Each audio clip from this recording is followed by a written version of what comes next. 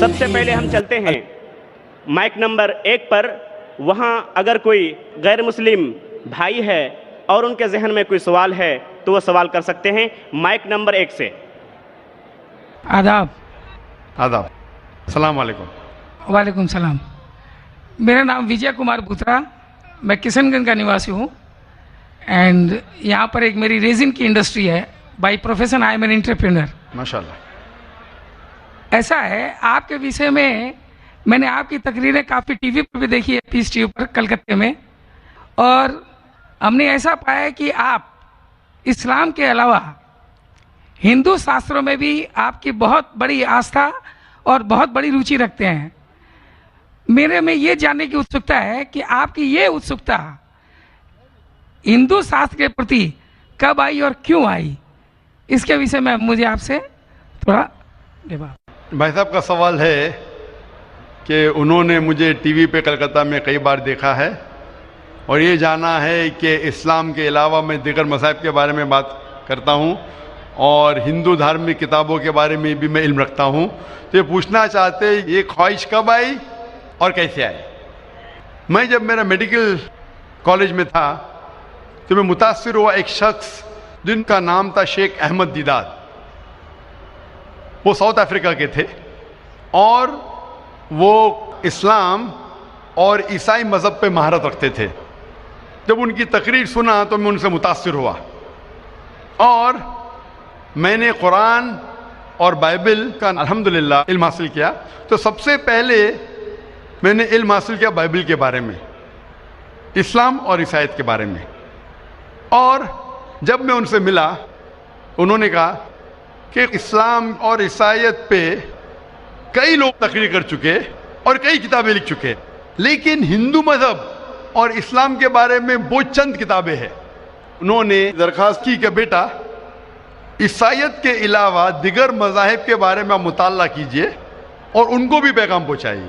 और जब कुरान मजीद की मैंने आयत पढ़ी, कुरान मजीद में अल्लाह ताला कहते हैं सूरह अल इमरान में सूरह नंबर 3 आयत नंबर 64 में, तालव इला कलिमतिन सवाइन बैना बैनकुम, आओ हम उस बात की तरफ जो आप और हम में यकसा है। सबसे पहली बात क्या है? अल्लाह नाबुदा इल्लल्लाह, कि हम सिर्फ एक ईश्वर की इबादत करें। वला नुश्रिका भी शैय्यन, कि हम आपस में किसी को शरीक न करें। वला यत्तखिज़ बादुना बादन अरबाबन मिनल्लाह, तो हम आपस में किसी को रब ना कहे। फ़इन तवल्लो, अगर वो ना माने, फ़क़ुलू शहदू बिअन्ना मुस्लिमून, आप शहादत दो कि आप मुस्लिम हैं। तो जब मैंने कुरान मजीद की आयत पढ़ी जिसमें लिखा है कि जब भी आप गैरों से बात करते हैं तो उस बात की तरफ आओ जो उनमें और हम में यकसा है, और मजहबी किताब में यकसानियत भी है, डिफरेंसेस भी है। तो मैं कहता हूं कि कम से कम यकसानियत के ऊपर तो हम अमल करें, जो डिफरेंसेस है वो कल डिस्कस करेंगे। डिफरेंसेस तो है, मैं ये नहीं कहता डिफरेंसेस नहीं है, लेकिन जो यकसानियत है, जो आपकी किताब धार्मिक किताब और हमारी किताब में यकसा है, तो कम से कम उसके ऊपर तो अमल करें। तो ये सोच लेके शेख दीदाद से मुतासिर होके और कुरान मजीद की आयत सूरह नंबर 3 आयत नंबर 64 जब मैं मेडिकल कॉलेज में था मैंने शुरू किया ये मेरा मिशन। और फिर मैंने तहकीक करने लगा। ईसाईयत मज़हब का तो इतने अच्छे से मुताला किया था शेख अहमद दीदाद ने कि मुझे ज़्यादा तहकीक करने की ज़रूरत नहीं पड़ी, लेकिन मैं तहकीक शुरू किया हिंदू मज़हब के बारे में। फिर मैंने हिंदू विद्वान की स्कॉलर्स की किताबें पढ़ने लगी और ढूंढने लगा क्या यकसा है। लेकिन कुरान मजीद में कहा गया है कि सबसे पहली बात है अल्लाह नाबुदा इल्लल्लाह, कि हम सिर्फ एक ईश्वर, एक भगवान, एक अल्लाह की इबादत करें। तो जब कुरान मजीद में लिखा है कि यकसानियत में सबसे अहम है कि एक खुदा, तो मैं ढूंढने लगा कि हिंदू मज़हब के किताब में खुदा के बारे में क्या लिखा है। जब पढ़ने लगा तो मुख्तलिफ किताबें थे, मुख्तलिफ स्कॉलर्स थे। मुख्तलिफ स्कॉलर्स को पढ़ने के बाद पता चला कि एक होता है कि मज़हब को जानना किताबों के ज़रिए और एक मज़हब के मानने वालों के ज़रिए। कभी भी मज़हब को जानने के लिए मज़हब के मानने वालों को मत देखो, हो सकता है वो मानने वाले खुद नहीं जानते कि उनका मज़हब क्या कहता है। तो मज़हब को जानने के लिए सबसे बेहतरीन तरीका है कि मज़हब की किताबों का मुताला करें। तो मैंने हिंदू मजहब की किताबों का मुताला करना शुरू किया, वेद का, उपनिषद का, भगवद गीता का, रामायण का, महाभारत का। जब मुताला करने लगा तो आम तौर पे जब हम पूछते हैं हिंदू से, सबसे पहली बात कि मैं की फिल्म माने।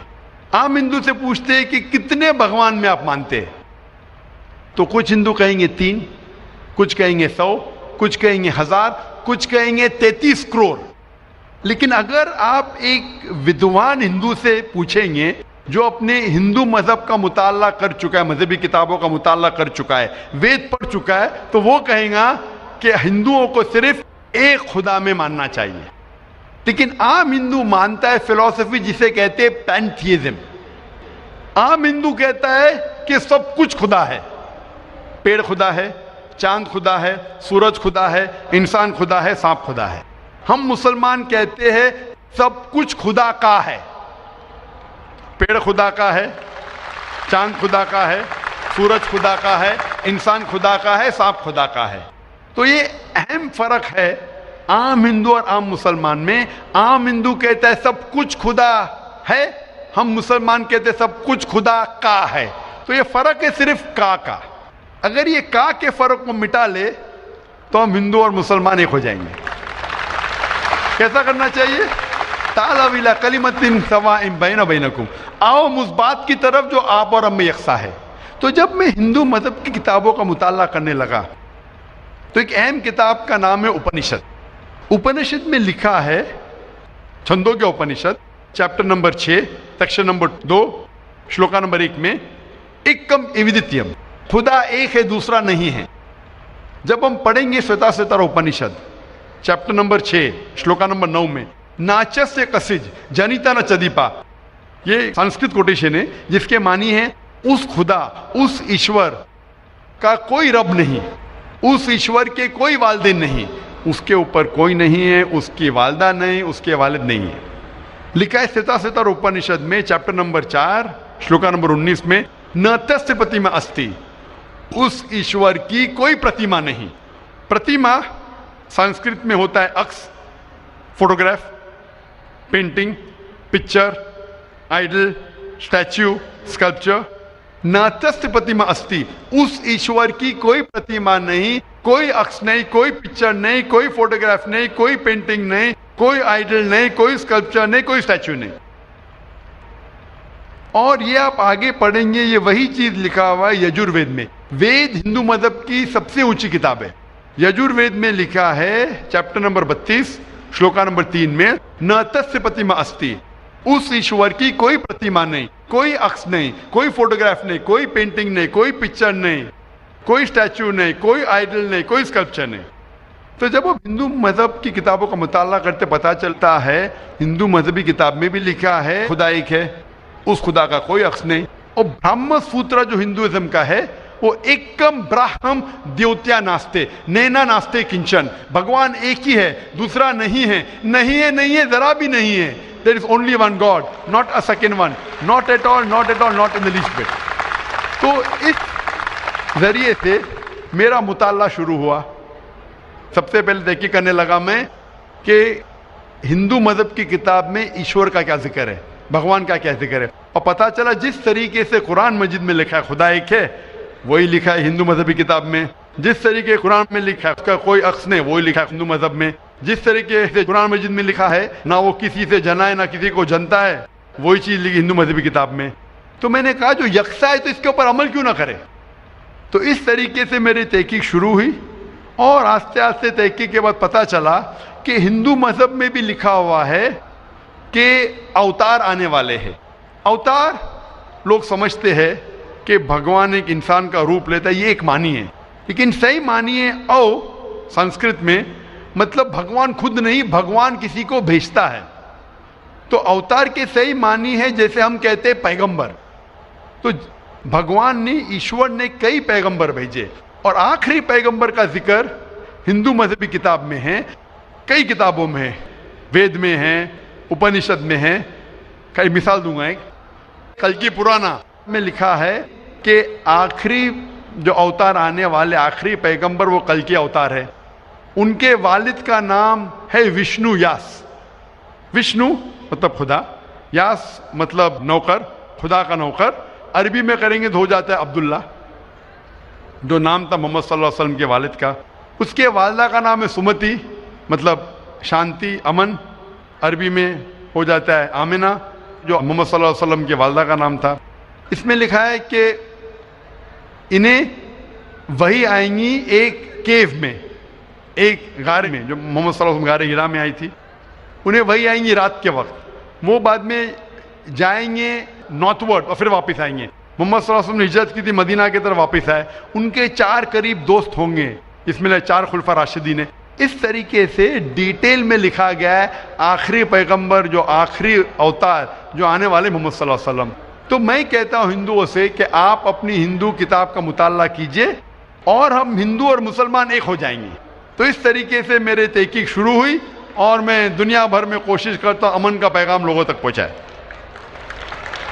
जी भाई साहब, आपने जो उपनिषदों का वर्णन किया है उसके साथ में एक लाइन और जोड़ता हूँ, जहाँ पर यही लिखा हुआ है कि ईश्वर एक ही है। वो हमारी श्रीमद् भगवद गीता है, जिसे हम श्रीमद् भगवान की वाणी या ईश्वर की वाणी कहते हैं। उसके चैप्टर नंबर 18 श्लोक नंबर 66 में है, अनन्या सर्वधर्मान परित्यज्यम मामे कम शरणम प्रजा अहम त्वाम सर्व पापेभ्यो मोक्षयिष्यामि मा शुचा। उसमें भी एक ही ईश्वर की ओर इंगित किया गया। तो आप जो कह रहे हैं एकदम सही और एकदम यथार्थ है कि हमारे हिंदू में एक ही ईश्वर की है, बाकी रूप हमने अनेक मान लिया है। ये एक आस्था का विषय हो जाता है, साकार रूप, निराकार रूप वो अलग है, लेकिन ईश्वर तो हमारे यहाँ भी आपने एकदम ठीक फरमाया है। गीता भी हमारी यही कहती है। धन्यवाद आपको बहुत बहुत। जज़ाकल्लाह शुक्र।